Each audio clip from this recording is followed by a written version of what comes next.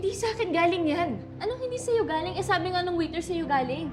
Hindi Ah, talaga Lynn. nakasulat. Sandali lang, bakit mo naman pinagbibintangan si Justin? Sinabi niya na nga hindi siyang nagbigay ng anak ng kabit at kabit. Eh, Tita Jesseline po sabi ng waiter eh. Bakit mo siya Hindi pinagbibintangan? sa akin yan. Yes, Sabi po galing ng to. At waiter saka, ma'am, hindi po talaga sa akin. Just Kaya wala nga, lang dito. And what is happening here?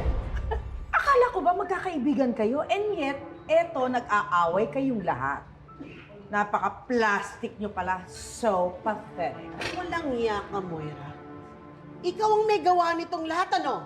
Oh, ako na naman na nakita mo. Napadaan lang ako dito. Wala akong kinalaman dyan. Style mo to, kaya alam kong ikaw yon. Ah, This is one of your schemes. ah. Sa bruhang yan. Yung dapat ako pumunta dito eh. Justin! Justin, sandali! Justin, sandali! Justin! Maniwala ka sa akin. Hindi ako bibigyan niyan sa'yo.